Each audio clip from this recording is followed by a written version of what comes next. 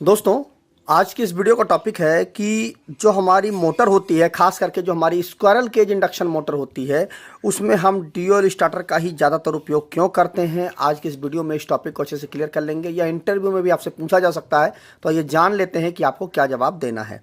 देखिए, dual starter जो होता है हमारा, वह हमारा डायरेक्ट ऑनलाइन स्टार्टर होता है।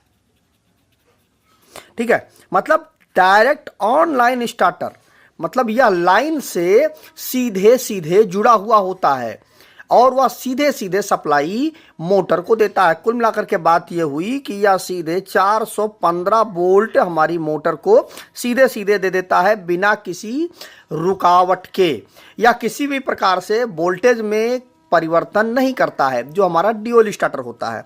अब बात ये आती है कि ड्यूल स्टार्टर होता क्या है कि देखिए, जब कोई मोटर है हमारी, इस मोटर में हम सीधे 3 फेज सप्लाई दें, जैसा कि मैंने आपको बताया 3 फेज सप्लाई दें, बिना किसी रुकावट के, बिना किसी अदर माध्यम के, सीधे सीधे हम 3 फेज सप्लाई दे दें, मतलब 415 वोल्ट दे दें, तो वह हमारी मोटर ड्यूल स्टार्टर से चलना कही जाएगी।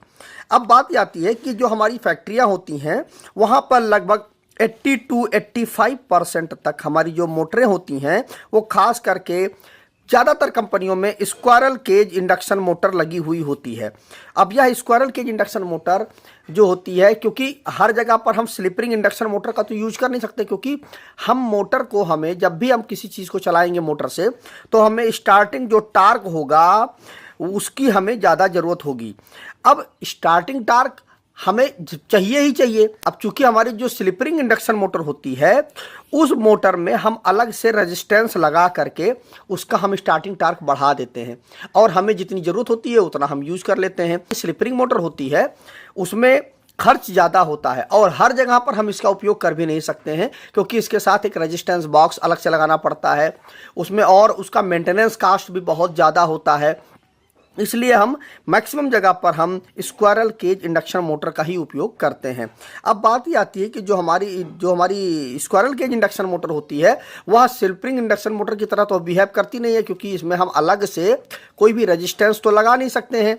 इसका जो इनबिल्ट रेजिस्टेंस है, इसमें उसी इनबिल्ट रेजिस्टेंस से ही हमें मोटर को चलाना होता है। लेकिन हमें जो स्टार्टिंग टार्क की ज़रूरत होती है, वह हम कैसे फुलफिल कर पाएंगे? स्टार्टिंग टार्क हम कहाँ से लाएंगे? उसके लिए केवल और केवल एक ही हमारे पास विकल्प बचता है कि जो हमारा ड्यूल स्टार्टर होता है। अब यह ड्यूल स्टार्टर जो होता है, या स्टार्टिंग टार्क तो देता है, तो इससे ये हो गया कि क्या और जितने भी स्टार्टर, जितने भी ड्राइव हैं, ये सब क्या स्टार्टिंग टार्क नहीं देती हैं? ये सब भी हमें देती हैं, लेकिन इनका जो कॉस्ट होती है, खर्च इसमें जो आता है, वह बहुत ही ज़्यादा होता है। हम सॉफ्ट स्टार्टर ले लें या हमारी ड्राइव VFD ले लें, उन सब का खर्च बहुत ज़्यादा होता है, इसीलिए इनको लोग लेना प्रेफर जल्दी नहीं करते हैं। लेकिन जो हमारी ड्यूल स्टार्टर होता है, यह ज़्यादातर उपयोग किया जाता है। वह इसलिए किया जाता है क्योंकि यह मोटर में स्टार्टिंग जो टार्क होता है वह भी हमें दे देता है, और खर्च इसमें जो होता है वह कम होता है बाकी सारे उपकरणों की अपेक्षा। चाहे हम ड्राइव लगा लें तो यह बहुत ही सस्ता पड़ता है, सॉफ्ट स्टार्टर से भी बहुत सस्ता पड़ता है, और कितने भी हमारे होते हैं सबसे यह बहुत ही सस्ता पड़ता है हमारा ड्यूल स्टार्टर।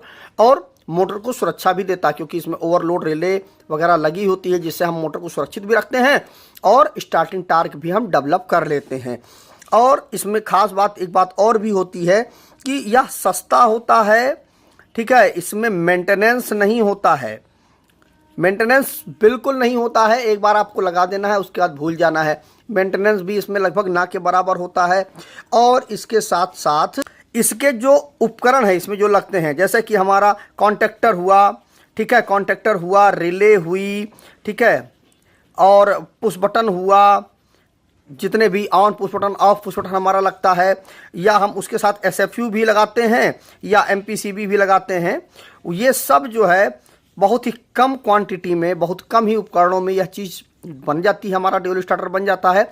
और चूंकि देखिए 3 ही 4 उपकरण इसमें लगते हैं और यह बन जाता है। और इसकी मेंटेनेंस भी, क्योंकि इसमें सबसे ज़्यादा यही हमारा कॉन्टेक्टर और रिले, 2 ही चीज़ें सबसे ज़्यादा इसमें यूज होती हैं। पुश बटन तो हमारा एक बार लगा दिया फिर भूल गए, कॉन्ट्रैक्टर भी है, एक बार हमने लगाया फिर भूल गए, फिर दोबारा हमको इसको बदलने की ज़रूरत नहीं होती है। तो कुल मिला करके इसका जो खर्च होता है वो बहुत कम होता है, मेंटेनेंस कास्ट भी बहुत कम होती है, और इनके साथ साथ ये सारी चीज़ें जो होती हैं वह आसानी से मार्केट में उपलब्ध होती हैं, आसानी से हम उसको ले सकते हैं मार्केट में। तो हर मामले में कुल मिलाकर के बात ये हुई, सस्ता होता है, मेंटेनेंस होता है, इसके उपकरण सब जगह आसानी से मिल जाते हैं, और हमारी जो ज़रूरत है कि स्टार्टिंग टार्क की हमें जो ज़रूरत होती है वह भी हमारा फुलफिल कर देता है जो हमारा ड्यूल स्टार्टर होता है। तो इसीलिए हम सबसे ज़्यादा ड्यूल स्टार्टर का उपयोग करते हैं 80 to 85%, क्योंकि जो हमारी ज़रूरत है, रिक्वायरमेंट है, वह सारी की सारी हमारी ड्यूल स्टार्टर से फुलफिल हो जाती है। तो मुझे उम्मीद है कि आपको यह चीज़ अच्छे से क्लियर हो गई होगी, या पूरा कॉन्सेप्ट अच्छे से क्लियर हो गया होगा कि ड्यूल स्टार्टर का ही सबसे ज़्यादा हम उपयोग क्यों करते हैं मोटरों में। तो वीडियो अगर अच्छा लगा हो तो वीडियो को शेयर कर दीजिएगा अपने दोस्तों के साथ, जिससे उनको भी यदि इंटरव्यू में क्वेश्चन है पूछा जाता है तो वो आसानी से जवाब दे पाएँ। तो आज की इस वीडियो में बस इतना ही।